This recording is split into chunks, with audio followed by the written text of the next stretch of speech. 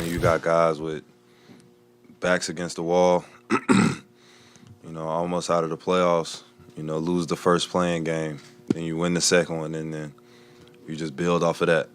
We get in the playoffs, all right, let's start chipping away. And I don't expect them to be a problem for Boston. I do remember. Perk, you're having yourself one heck of a postseason, sir. The fact that you were kind of going against your Celtics and you were high on Miami. We know what you said about the Lakers. Talk to me. Well, here's the thing, though, Molly, Stephen A., is that just like the Boston Celtics have been to multiple conference finals over the last, 5 years, so has the Miami Heat. And the Miami Heat actually have went to the finals. And they still have their two guys, their duo in Jimmy Butler and Bam Adebayo, that both have shown that they elevate their game throughout the postseason.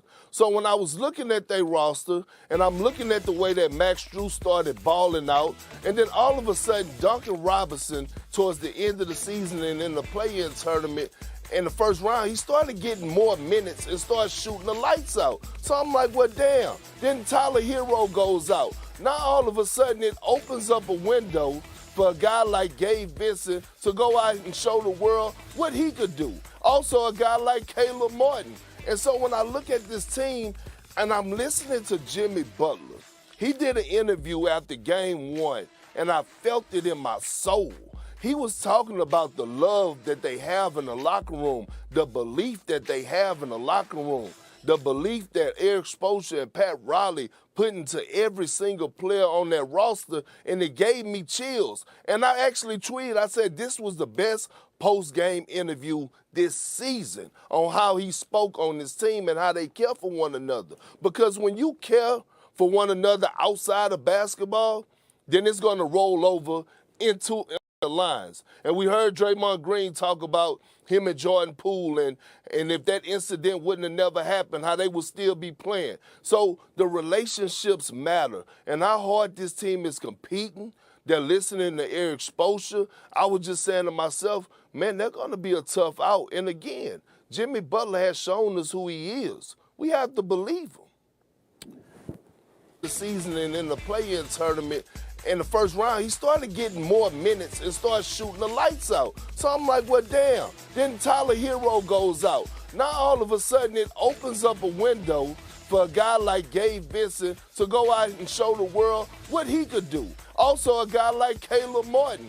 And so when I look at this team and I'm listening to Jimmy Butler, he did an interview after game one, and I felt it in my soul. He was talking about the love that they have in the locker room, the belief that they have in the locker room, the belief that Eric Spoelstra and Pat Riley put into every single player on that roster, and it gave me chills. And I actually tweeted, I said this was the best post-game interview this season on how he spoke on his team and how they care for one another. Because when you care for one another outside of basketball, then it's going to roll over in between the lines. And we heard Draymond Green talk about him and Jordan Poole, and if that incident wouldn't have never happened, how they would still be playing. So the relationships matter, and how hard this team is competing. They're listening to Eric Spoelstra. I was just saying to myself, man, they're going to be a tough out. And again, Jimmy Butler has shown us who he is. We have to believe him. I get where you're coming from. Props to you. Congratulations. That's how we gonna do it. That's how we gonna do it today. That's how we gonna do it. Okay, go ahead. First of all, a couple of things. Number one, you've exposed yourself this morning on several fronts. Number one, Molly, you missed it. I'm shocked you didn't pick up on What did I this. miss? Kendrick Perkins was his one-liners. We now learn it ain't Perk that's doing it. It's the wife. Yeah. It's the wife that's giving him these one-liners. We That's know the behind every good man, we know what it is. Perk, my advice to you is to smile and give her props. Happy wife, happy life, my brother. Just smile and give her props. Just flow with me on that, all right? That's number one. Collab. Number two to the Miami Heat, major props. All right, it takes a lot to stay focused in Miami, and they do it. It takes a lot. and I give them all the props in the world. The discipline, the focus is something they should give notes and lessons on it. I know that I got caught up a little bit beside myself because I'm a New Yorker and I was rooting for my Knicks, but damn it, my consolation prize is coming. I'm going to be in Miami in June. I'll be just fine. Number three, Kendrick Perkins, you ain't the only one that keeps receipts. So do I. Yes, you had that on April 10th, to be exact. That's when you said what you said about the Boston Celtics. Yeah. Fair enough. I would remind you that on April 10th, the season was coming to an end. The play-in game was about to begin. The Miami Heat scoring, 109.5 points per game, was the lowest scoring offense in the NBA since the 2013-2014 season with the Chicago Bulls. Take that into consideration. Take into account the fact that they ended March having lost 3 straight games, okay? Take into account the fact that in March, they ended March with the lowest scoring average in the East and the 3rd worst offensive efficiency rating in the entire league. So I pointed to all of that when I made that point. And then last but not least, you said that statement on April 10th before the play-in game. April 11th, they lost that next day to the Atlanta Hawks. So all I'm trying to say is that it wasn't like whatever was being said about Miami in terms of the doubt wasn't warranted by what we were seeing from them. Props to them for turning it around. Stephen A., that but was damn weird. it, It's a marathon. But damn it, they gave you cause to pause. Well, Having said that, you're absolutely right, because Miami is something special. Bam Adebayo, this brother can play. We look at him, seems a bit undersized, incredibly athletic, great footwork, can run up and down the floor, can outrun most big men, okay, can guard a lot of big men, can get out on the perimeter and be a force that way. He put Jaylen Brown on the floor like that. I said, damn, and he was dunking all over the place. We know what Jimmy Butler can do. But I got to give props. I'm looking at Duncan Robinson. First of all, he's a sniper, and we know this. But that's all he was. I'm looking at the brother dribble the ball from the three-point line, going to the hole and hitting layups now. I'm like, what the hell's going on? I'm looking at Caleb Martin dropping points. He's the 2nd leading scorer in the postseason for the Miami Heat, averaging 19 a game. I'm looking at Gabe Vincent doing his thing. They don't even have Tyler Hero, and that's their sniper. Now, I don't know whether that's a good thing or a bad thing, because even though that brother can play, the ball seems to be moving a bit more with him not on the floor than it usually did with him on the floor. And last but not least, Eric Spoelstra. Eric Spoelstra is one of the great coaches in the game. Eric Spoelstra's a future Hall of Fame coach. Eric Spoelstra is that dude.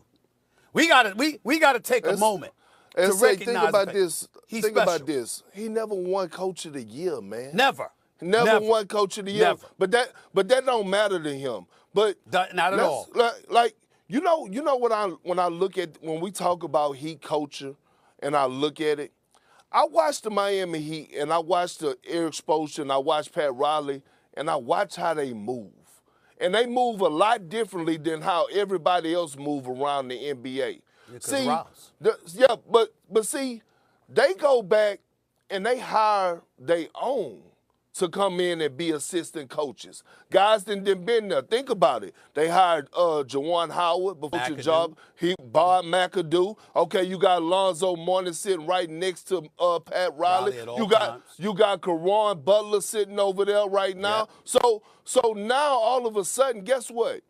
You have those guys who are able to relate and be part of your player development, which is huge. Developing players, making sure that they have the confidence. And I think the league got to take notice and learn that they need to start following this organization, man. It's hard to do this, so, Perk, because let's give Riley credit where credit's due. When we talk culture, just so everybody understands, culture is when LeBron James comes to Miami, right? And you thinking about whether or not Spoelstra's the right dude for the job. Everybody was thinking about that except Pat Riley. Pat Riley, like, he ain't going nowhere. You know what I'm saying? That's culture, because I'm the leader of the pack. You know what I'm saying? By the way, even when D. Wade was there, and Perk will tell you this, Molly, even when D. Wade was there, even when LeBron was there, when Alonzo Mourning was there, when Tim Hardaway was there, South Beach is Pat Riley. Everyone knows that. He knows everything. And I'm talking about everything. I don't give a damn if it's the cops. I don't give a damn if it's a restaurant owner. I don't give a damn if it's a club owner. I don't give a damn if it's a patron. I don't care who it is. All things come through Pat Riley. Everybody understands that. And it trickles down from there. So that's a lot to be said, and that's what you're talking about when you're talking about the culture. You got stability, you have leadership, you have reputable leadership, you have accountability without question, all right? And you have focus, and that is definitely needed in South Beach. Absolutely. Yeah. Hey, you speak Spanish? No, he does not speak Spanish. You can say 2 words. Say the 2 words you know. CSC, Almost done. CSC. Oh my gosh. Still to come. Game 4 is tomorrow. You're going to need a bodyguard with you.